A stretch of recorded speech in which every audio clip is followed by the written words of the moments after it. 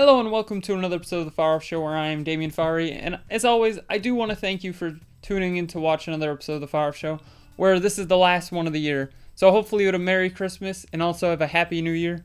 So let's start off quickly here, where we're talking about my films of the year, where we're going to start with the worst film of the year, in my opinion. These are all my opinion, I want to point out. So you could have a different one. Please tell me in the comments below, what's your favorite movies of the year? What's your worst favorite movies of the year? Or worst movies of the year, excuse me. So, my worst film has to be A Wrinkle in Time. I literally remember nothing about this movie other than Oprah was in it, and she was big and small. It was really weird. I'd give it an F. Pretty much unwatchable. If you told me I had to watch this movie at gunpoint to my head, I don't get that serious, I wouldn't watch it. I just wouldn't watch it. That's all there is to say. So, continuing on.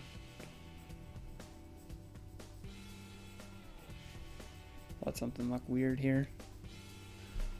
Continuing on though, where we're going to talk about honorable mentions here, where the one honorable mention I have here, because I have not seen Bumblebee, I have not seen Wreck-It Ralph 2, I haven't seen a lot of movies, so like I said, some might be excluded.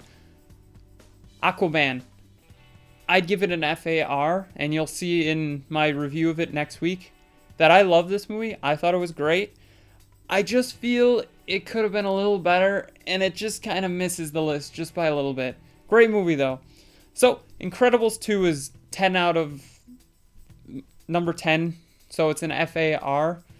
It's the sequel to Incredibles 1. What is there to say?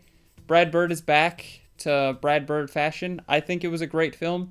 Overall, the plot is pretty much this guy likes superheroes. He wants to make them famous again and not fugitives, and his sister does not. So, it's pretty much the gist of it.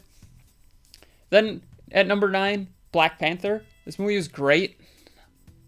So, as you're seeing, there's a theme, and I'll admit it, I do love superheroes, so there is a bit of a theme. So, Black Panther, definitely a great film. It's got Michael B. Jordan, who's going to come up later on in this list, Chadwick Boseman.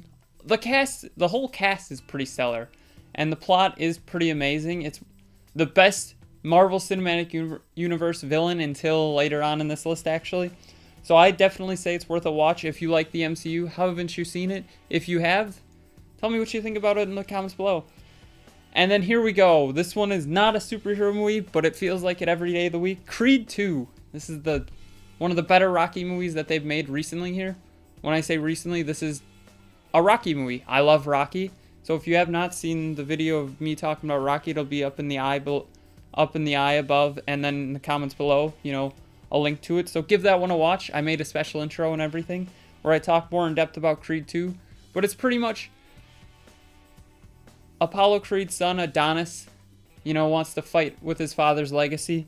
And Ivan Drago's son, Victor Drago, comes up and wants to fight him. So they fight. He gets creamed. It's pretty much Rocky 3's plot mixed with 4, if I'm being honest. He gets creamed, and then he comes back, fights him, and beats him. It was a great film. Loved it. Definitely worth a watch. If I could have given it an FAR and then half an R, I would, but I'm never doing those half letters again because that is really confusing. And then at number 7, Deadpool 2. Deadpool 2, the super duper cut was great, and Deadpool the theatrical cut, or Deadpool 2, the theatrical cut was great. So this is the first FAR film of the year. Definitely a great movie. I'd recommend seeing it any of the week. I think it was better than the first, as weird as that sounds. I know most people like the first more. I think this one's better. Just Josh Brolin nails it. All the jokes somehow got better in my mind. So I think this one is a much better film. Then going from superhero to, in a way, another superhero movie, Mission Impossible Fallout, where we figure out Tom Cruise is a maniac. And that is a good thing, because this movie was great. This is the only Mission Impossible movie I've seen, and I said it in the review, I'm going to watch all these movies sooner or later. And I'm excited. Now that they're out on Blu-ray, you can buy all 6, I might buy all 6 of them, and watch all these movies back to back. Really what it is it's got Tom Cruise, and then Henry Cavill and his mustache that ruined Justice League in a movie here. In all seriousness, it's a great movie. Definitely give it a watch. Then Ant-Man and the Wasp coming in at number 5. This is better than Ant-Man 1, personally, I feel. I like the heist feel of it, yet it doesn't feel like a heist movie, so I loved it. It's a more smaller story because Black Panther was seemingly a huge story. Infinity War is a huge story. And then this one was kind of a smaller one. Like, oh no, we gotta stop him, just like Ant-Man 1. Then A Star is Born, where Bradley Cooper makes his directorial debut. I thought he made a great debut, personally. Like, he nailed it. Lady Gaga was well acted also in this movie. I've never seen her actually act. So, see her actually act in a movie where she kind of plays herself in a way. But she does it in just a way that I was like, this is great. I need another one. But I don't need another one because the ending made it where there can't be another one. Spoiler alert. And then number 3, A Quiet Place. This is one that kind of jumped in last minute, if I'm being honest. This movie did come out in the beginning of the year, but I didn't see it until recently, like after Black Friday when I bought the Blu-ray. And I loved it. The plot was great. I love the like family element of the movie. I love how they stick together. And then I love how their son dying kind of torments all of them in a way. Same with the daughter and the brother. It kind of torments them in a way, like, oh no, it could have happened to us. Then, Spider-Man Into the Spider-Verse. This is probably my favorite Spider-Man movie. This or Homecoming. I'd probably give it to Homecoming just because I really like Tom Holland, though. Just a little bit more. So, Spider-Man Into the Spider-Verse is Miles Morales' story. And I loved it. I don't know much about Miles Morales. I said that in the review. I don't know much about Miles Morales other than, well, he was played by Donald Glover at one point, which is cool.